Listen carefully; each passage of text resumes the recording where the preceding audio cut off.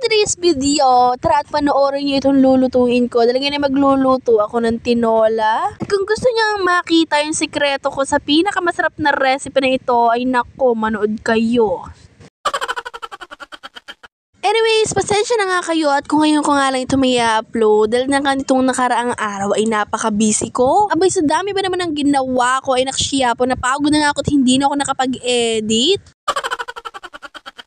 Pero anyways, dahil nga gusto nyong makita yung pagluluto ko ng tinola, ay syempre bago ang lahat, hinugasan ko nga muna itong planggana na paglalagyan ko ng manok para nga hindi na masayang paggagamitin ko. Syempre yung pagkahugas ko nga palang ng manok, ay binala ko naman itong sayote at ito nga ang masarap na ilahok sa tinola na gagawin ko. Dapat nga ipapayang hilalahok ko dito kaso nga lang inaisipan ko na parang mas masarap nga kapag sayote ang hinalo mo. Okay din naman at napapayang pwede yung ilahok sa tinola pero mas prepare ko kasi na sayote ang ilahok.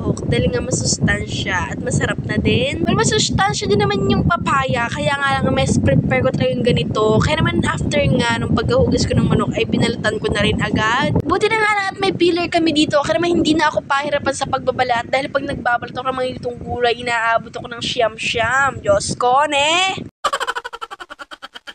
At ayun na nga guys, binulutan ko na nga itong sayote at pagkabalat ko lang ay syempre hihiwain natin yan. Tapos tinanggal ko nga rin ng puti niya sa gitna, yung parang buto niya. Nati ko nga lang amang sa pinakamaliliit na hati yan para nga mas madami. Kaya naman dinamihan ko na nga rin yung hati ko para nga mas madaming makain na gulay. Favorite din kasi mga marinig halina na nagpapapak ng ganitong sayote dahil nga pinapalumbot ko yan ng maigi. At ayun na nga guys, habang binabalatan ko nga itong sayote ay talagang nagmamadali na ako dahil anong oras na nga rin yan dahil tanghali na nga rin kami nakapunta sa dali pa paano mga oras na yan. Hay naku guys, magpasensya na kung ganoon ko nga na may upload dahil kung nai-upload ko na nga sa story ko yung picture ng luto ko ng tinola at nakashiya po marami talagang natakam. At huwag kayo mag-alala dahil pare-parehas lang tayong natatakam nun. Kaya naman after nga nun, hiniwa ko naman itong aming sibuyas at bawang. At ayun na nga guys, nung mahiwa ko na nga itong sibuyas ay syempre sinunod ko na rin agad itong bawang dahil masarap talaga magluto kapag kumpleto yung mga rekado mo.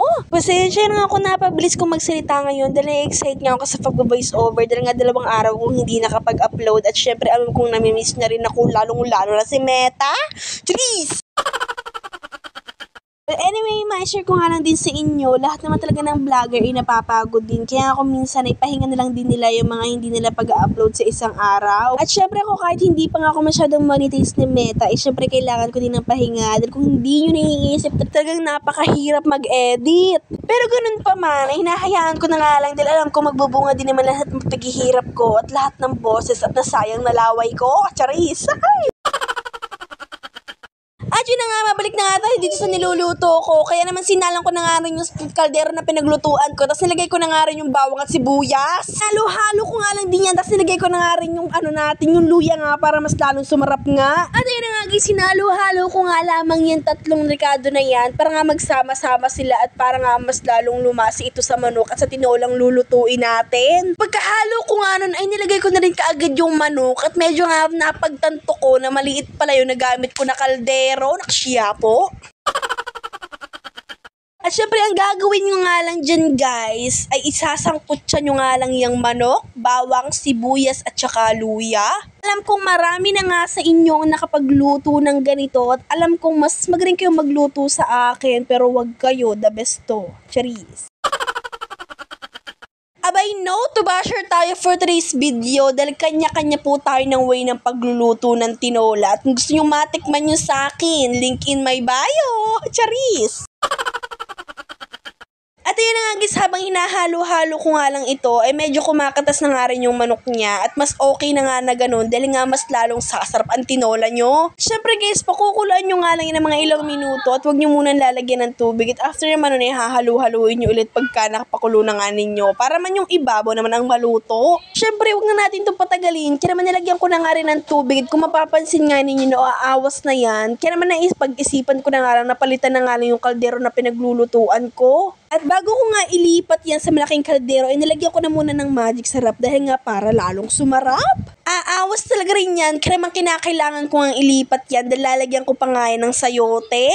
Anyways guys, bago nga ilipat yan, pinakulo ko na nga muna. Pagpasensya na nga kung ganito yung boss ko at namamaos pa nga ako, nakshiya po.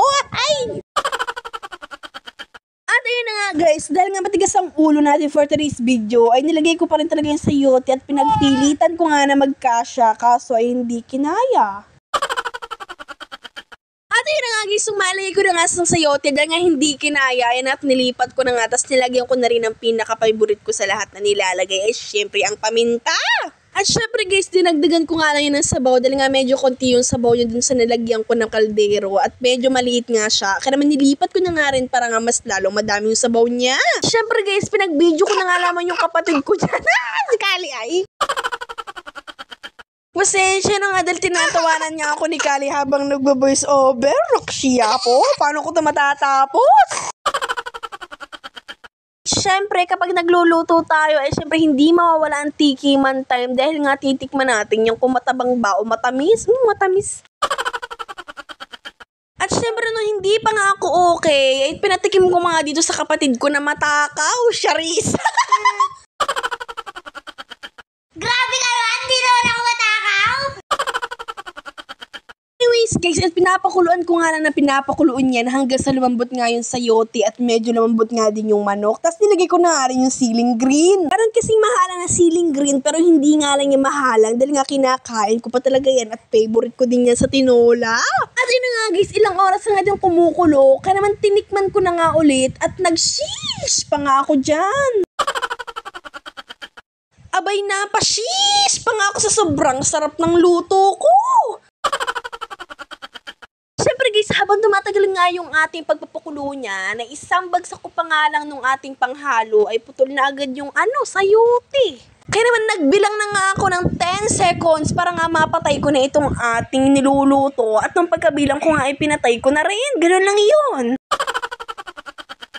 Technique din talaga yung kapag matagal na kayo nagpapakulo, magbilang kayo ng 10 seconds at pagkabilang nga ninyo at ayan ang luto na.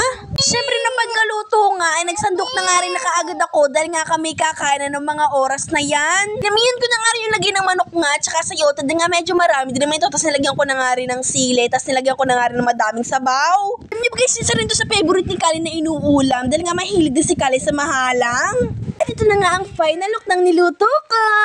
Kain po tayo mga mare. Thank you Lord sa blessing. Kung gusto nga pong itry ito ay mag-try na rin kayo. Yun lang. Bye!